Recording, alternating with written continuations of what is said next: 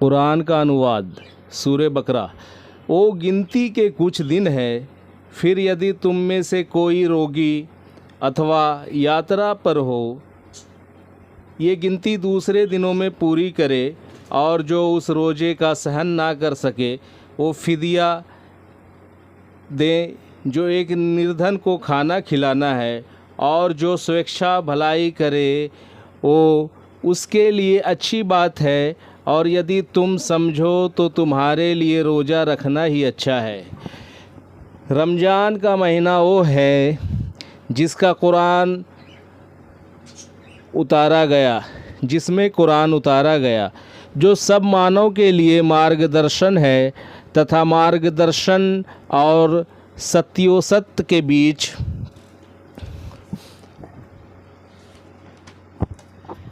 अंतर करने के खुले प्रमाण रखता है। अतः जो व्यक्ति इस महीने में उपस्थित हो तो वो उसका रोज़ा रखे, और यदि तुम में से कोई रोगी अथवा यात्रा पर हो तो उसे दूसरे दिनों में गिनती पूरी करनी चाहिए।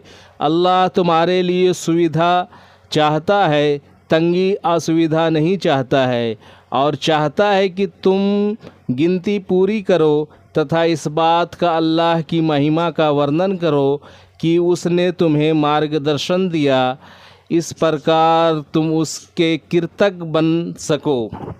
हे नबी, जब मेरे भक्त मेरे विषय में आपसे प्रश्न करें तो उन्हें बता दे कि निश्चय मैं समीप हूँ, मैं प्रार्थी की प्रार्थना का उत्तर देता हूँ। अतः उन्हें भी चाहिए कि मेरे आज्ञाकारी बने तथा मुझ पर ईमान विश्वास रखे, ताकि वो सीधी राह पावे। तुम्हारे लिए रोजे की रात में अपनी स्त्रियों से सहवास हलाल उचित कर दिया गया है। वो तुम्हारा वस्त्र है तथा तुम उनका वस्त्र हो। अल्लाह को ज्ञान हो गया है कि तुम अपना उपभोग कर रहे थे। उसने तुम्हारी तौबा क्षमा याचना स्वीकार कर ली तथा तुम्हें क्षमा कर दिया। अब उसने रात्रि में सहवास करो और अल्लाह के अपने भाग्य में लिखे की खोज करो, और रात्रि में खाओ तथा पियो, यहाँ तक कि भोर की सफ़ेद धारी रात की काली धारी से उजागर हो जाए। फिर रोजे को रात्रि सूर्यास्त तक पूरा करो और उससे सहवास ना करो।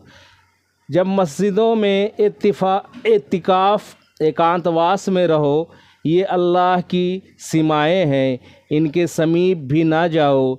इसी प्रकार अल्लाह लोगों के लिए अपनी आयतों को उजागर करता है ताकि वो उनके उल्लंघन से बचें तथा आपस में एक दूसरे का धन अवैध रूप से ना खाओ, और ना अधिकारियों के पास उसे इस ध्येय से ले जाओ कि लोगों के धन का कोई भाग जानबूझकर पाप द्वारा खा जाओ। हे नबी, लोग आपको चंद्रमा के घटने बढ़ने के विषय में प्रश्न करते हैं, कह दें इससे लोगों में तिथियों के निर्धारण तथा हज के समय का ज्ञान होता है, और ये कोई भलाई नहीं कि घरों में उनके पीछे से प्रवेश करो, परंतु भलाई तो अल्लाह की अवज्ञा से बचना है, और घरों में उनके द्वारों से जाओ तथा अल्लाह से डरते रहो ताकि तुम सफल हो जाओ, तथा तुम अल्लाह की राह में उनसे युद्ध करो जो तुमसे युद्ध करते हैं, और अत्याचार ना करो। अल्लाह अत्याचारियों से प्रेम नहीं करता, और उनसे हद करो जहाँ पाओ, और उन्हें निकालो जहाँ से उन्होंने तुमको निकाला है, ये इसलिए कि फितना उपद्रव हद करने से भी बुरा है। और उनसे मस्जिद हराम के पास युद्ध ना करो जब तक वो तुमसे वहाँ युद्ध ना करे, परंतु यदि वो तुमसे युद्ध करे और उनकी हत्या करो, यही काफिरों का बदला है। फिर यदि वो आक्रमण करने से रुक जाए तो अल्लाह अति क्षामी दयावान है, तथा उनसे युद्ध करो यहाँ तक कि फितना ना रह जाए और धर्म केवल अल्लाह के लिए रह जाए। फिर यदि वो रुक जाए तो अत्याचारियों के अतिरिक्त किसी और पर अत्याचार नहीं करना चाहिए। सम्मानित मास के बदले है और सम्मानित विषयों में बराबरी है। अतः जो तुम पर अतिक्रमण अत्याचार करे तो तुम भी उन पर उसी के समान अतिक्रमण करो तथा अल्लाह के आज्ञाकारी रहो और जान लो कि अल्लाह आज्ञाकारियों के साथ है। तथा अल्लाह की राह में जिहाद धन खर्च करो और अपने आप को विनाश में ना डालो तथा उपकार करो। निश्चय अल्लाह उपकारियों से प्रेम करता है। तथा हज और उम्रा अल्लाह के लिए पूरा करो और यदि रोक दिए जाओ तो जो कुर्बानी सुलभ हो कर दो और अपने सिर ना मुंडवाओ जब तक कि कुर्बानी अपने स्थान पर ना पहुंच जाए। यदि तुम में से कोई व्यक्ति रोगी हो या उसके सिर में कोई पीड़ा हो और सिर मुंडा ले तो उसके बदले में रोज़ा रखना या दान देना अथवा कुर्बानी देना है। और जब तुम निर्भय शांत रहो तो जो उम्रे से हज तक लाभान्वित हो वो जो कुर्बानी सुलभ हो उसे करें और जिसे उपलब्ध ना हो तो 3 रोज़े हज के दिनों में रखे और 7 जब रखे जब तुम घर वापस जाओ। ये पूरी 10 हुए। ये उसके लिए है जो मस्जिद हराम का निवासी ना हो और अल्लाह से डरो तथा जान लो कि अल्लाह की यातना बहुत कड़ी है।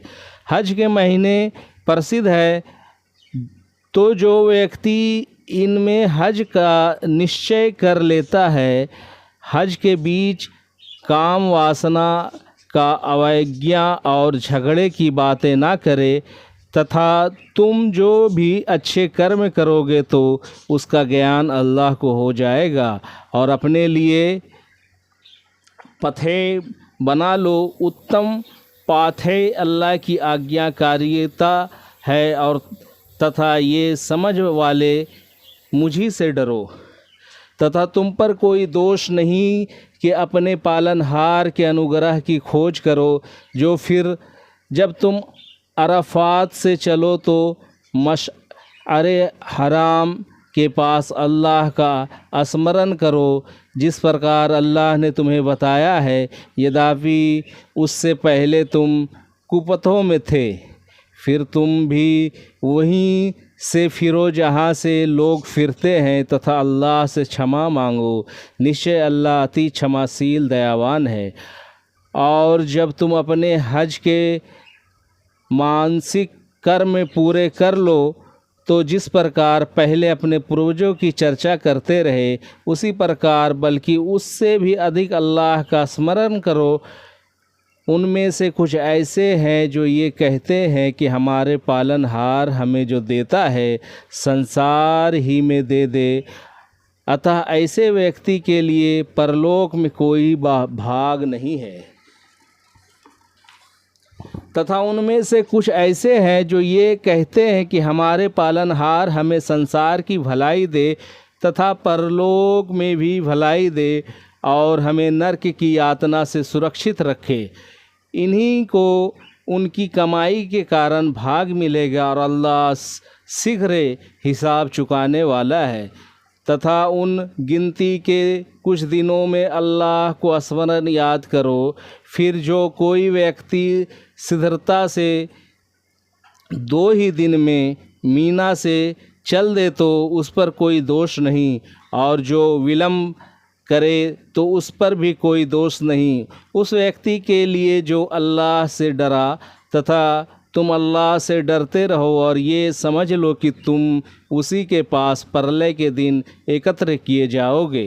हे नबी, लोगों में ऐसा व्यक्ति भी है जिनकी बात आपको सांसारिक विषय में भाती है तथा जो कुछ उसके दिल में है वो उस पर अल्लाह को साक्षी बताता है, जबकि वो बड़ा झगड़ालू है। तथा जब वो आपके पास से जाता है तो धरती में उपद्रव मचाता है और उपद्रव का प्रयास करता है और खेती तथा पशुओं का विनाश करता है, और अल्लाह उपद्रव से प्रेम नहीं करता।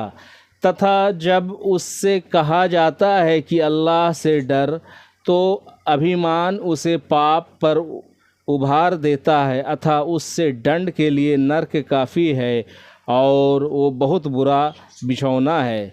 तथा लोगों में ऐसा व्यक्ति भी है जो अल्लाह की प्रसन्नता की खोज में अपना प्राण बेच देता है, और अल्लाह अपने भक्तों के लिए अति करुणामय है। हे ईमान वालों, तुम सर्वथा इस्लाम में प्रवेश कर जाओ और शैतान की राहों पर मत चलो, निश्चय वो तुम्हारा खुला शत्रु है। फिर यदि तुम खुले तर्कों दलीलों के आने के पश्चात विचलित हो गए, तो जान लो कि अल्लाह प्रभुत्वशाली का तत्वज्ञ है। क्या इन खुले तर्कों के आ जाने के पश्चात वो इसकी प्रतीक्षा कर रहे हैं कि उनके समक्ष अल्लाह बादलों के छत्र में आ जाए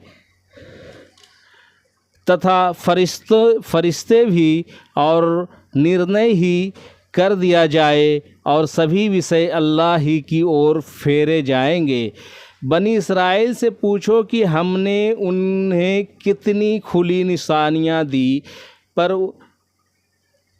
इस पर भी जिसने अल्लाह की अनुकंपा को उसने अपने पास न जाने के पश्चात बदल दिया, तो अल्लाह की यातना भी बहुत कड़ी है। काफिरों के लिए सांसारिक जीवन शोभनीय मनोहर बना दिया गया है, तथा जो ईमान लाए ये उनका उपहास करते हैं और प्रलय के दिन अल्लाह के आज्ञाकारी उनसे उच्च स्थान पर रहेंगे, तथा अल्लाह जिसे चाहे अनगिनत आजीविका प्रदान करता है। आरंभ में मानव एक ही स्वाभाविक सत्य धर्म पर थे, फिर विभेद हुआ तो अल्लाह ने नबियों को शुभ समाचार सुनाते और अवज्ञा से सचेत करने के लिए भेजा, और उन पर सत्य के साथ पुस्तक उतारी, ताकि वो जिन बातों पर विभेद कर रहे हैं उनका निर्णय कर दे। और आपकी दुरागरा से उन्होंने ही विभेद किया। जिनको विभेद निवारण के लिए ये पुस्तक दी गई, तो जो ईमान लाए अल्लाह ने उन विभेद में से उन्हीं अपने अनुमति से सतपथ दर्शा दिया, और अल्लाह जिसे चाहे सतपथ दर्शा देता है। क्या तुमने समझ रखा है कि यूं ही स्वर्ग में प्रवेश कर जाओगे, हालांकि अभी तक तुम्हारी वो दशा नहीं हुई जो तुमसे पूर्व के ईमान वालों की हुई। उन्हें तंगियों तक तथा आपदाओं ने घेर लिया और वो झंझोड़ दिए गए, यहाँ तक कि रसूल और जो उस पर ईमान लाए गुहारने लगे कि अल्लाह की सहायता कब आएगी। उस समय कहा गया, सुन लो, अल्लाह की सहायता समीप है। हे नबी, वो आपसे प्रश्न करते हैं कि कैसे व्यय खर्च करे। इनसे कहो कि जो भी धन तुम खर्च करो, अपने माता पिता, समीपवर्तियों, अनाथों, निर्धनों तथा यात्रियों को दो, तथा जो भी भलाई तुम करते हो उसे अल्लाह भली भांति जानता है।